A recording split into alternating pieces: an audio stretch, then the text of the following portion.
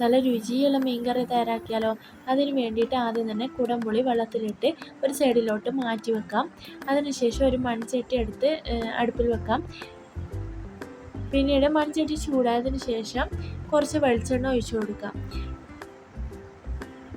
ഈ മീൻകറിക്ക് എല്ലാ മീൻകറിക്കും മൺചട്ടി തന്നെ ഉപയോഗിക്കണം. അതാണ് ഇതിൻ്റെ ടേസ്റ്റ്. അതുപോലെ തന്നെ വെളിച്ചെണ്ണ തന്നെ ഉപയോഗിക്കാൻ നോക്കണം. വെളിച്ചെണ്ണ ചൂടായതിനു ശേഷം ഇതിലോട്ട് ഉലുവ ഇട്ട് കൊടുക്കാം. ഉലുവ നല്ല പോലെ ഒന്ന് പൊട്ടി വരണം കേട്ടോ.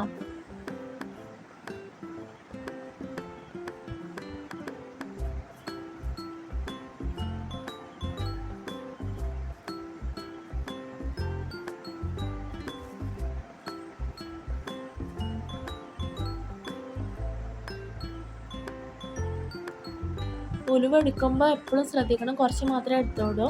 ഇനി ഉലുവ നന്നായിട്ട് പൊട്ടി വന്നിട്ടുണ്ട്. ഈ സമയത്ത് ഇഞ്ചിയും വെളുത്തുള്ളിയും ചതച്ചത് ചേർത്ത് കൊടുക്കാം. ഞാനിവിടെ ഒരു അല്ലി വെളുത്തുള്ളിയാണ് എടുത്തിട്ടുള്ളത്. അതിന് കൂടിയാലും കുഴപ്പമൊന്നുമില്ല, ടേസ്റ്റ് ഉണ്ടാവും. പക്ഷേ കുറേ എടുത്ത് കേട്ടോ. അങ്ങനെ ഇതിൻ്റെ പച്ചമണമൊക്കെ മാറുന്നവരെ നല്ലപോലെ ഒന്ന് വഴറ്റി കൊടുക്കാം.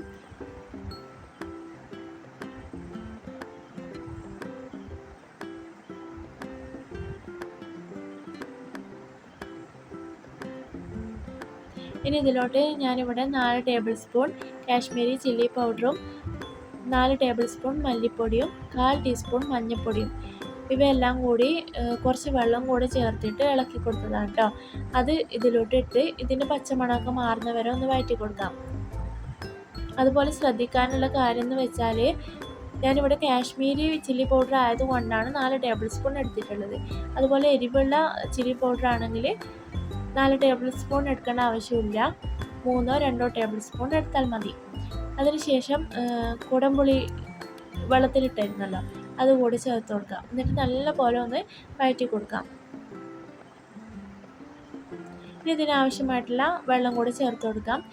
നിങ്ങൾക്ക് എത്ര ഗ്രേവി വേണോ അതിനനുസരിച്ച് വെള്ളം ഒഴിച്ച് കൊടുക്കാവുന്നുള്ളൂ കേട്ടോ.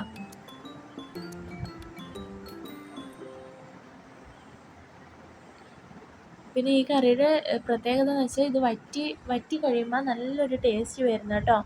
ഇനി ഇതിനാവശ്യമായിട്ടുള്ള ഉപ്പ് കൂടി ചേർത്ത് കൊടുക്കാം. ഞാനിവിടെ 2 ടേബിൾ സ്പൂൺ ഉപ്പാണ് ചേർത്ത് കൊടുക്കുന്നത്.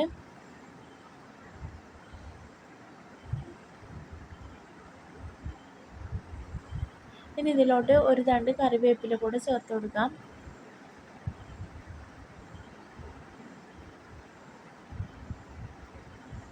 ഇനി ഇതൊന്ന് തിളച്ച് വരണം. തിളച്ച് വരുന്ന സമയത്ത് മീനിട്ട് കൊടുക്കണം. ഞാനിവിടെ ഇതുപോലെയുള്ള കഷ്ണം മീനായതുകൊണ്ട് കുറച്ച് നേരത്തേക്ക് ഉപ്പിട്ട് വെച്ചായിരുന്നു. അയിലയോ മത്തിയോ എല്ലാം ആണെങ്കിൽ ഉപ്പിട്ട് വെക്കേണ്ട ആവശ്യമില്ല.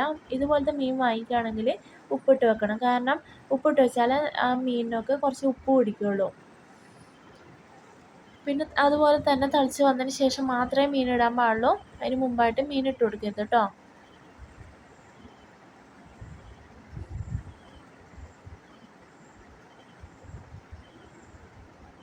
അങ്ങനെ മീനൊക്കെ ഇട്ട് കൊടുത്തിട്ടുണ്ട്. ഇനി ഇത് നല്ലപോലെ ഒന്ന് തിളച്ചിട്ട് കുറുകി വരണം.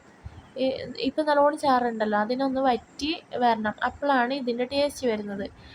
അതുപോലെ തന്നെ കൂടുതൽ ഇൻഗ്രീഡിയൻസ് ഒന്നും ഇതിന് വേണ്ട ആവശ്യമില്ല. തക്കാളിയോ ഉള്ളിയോ അങ്ങനെ ഒന്നും ഉപയോഗിക്കുന്നില്ല. വെളുത്തുള്ളി ഇഞ്ചി ഉണ്ടെങ്കിൽ നമുക്ക് സൂപ്പർ ടേസ്റ്റി ആയിട്ടുള്ള നല്ല മീൻ കറി തയ്യാറാക്കാൻ പറ്റും. അപ്പോൾ ഇതുപോലെ ട്രൈ ചെയ്തിട്ടുണ്ടെങ്കിൽ എന്തായാലും നിങ്ങൾ ട്രൈ ചെയ്ത് നോക്കാം കേട്ടോ. എന്നിട്ട് അതിൻ്റെ ഫീഡ്ബാക്ക് ഒന്ന് അറിയിക്കണേ.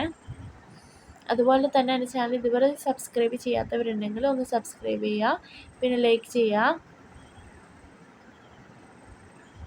ഇനി ഇതിന് ലാസ്റ്റായിട്ട് ചെയ്യുന്നത് കുറച്ച് പച്ച വെളിച്ചെണ്ണ കൂടി ചേർത്ത് കൊടുക്കുന്നുണ്ട്. അങ്ങനെ ഇവിടെ നമ്മുടെ കറിയൊക്കെ നന്നായിട്ട് കുറുകി വന്നിട്ടുണ്ട്. കറി ഇവിടെ റെഡി ആയിട്ടുണ്ട് കേട്ടോ. ലാസ്റ്റാണ് ഈ പച്ച വെളിച്ചെണ്ണ ഒഴിച്ച് കൊടുക്കുന്നത്. വളരെ സിമ്പിളാണ്, എന്നാൽ വളരെ ടേസ്റ്റുമാണ്. ഇനി പുതിയൊരു വീഡിയോസുമായി വരുന്നതായിരിക്കും. അതുവരെ ബൈ ബൈ.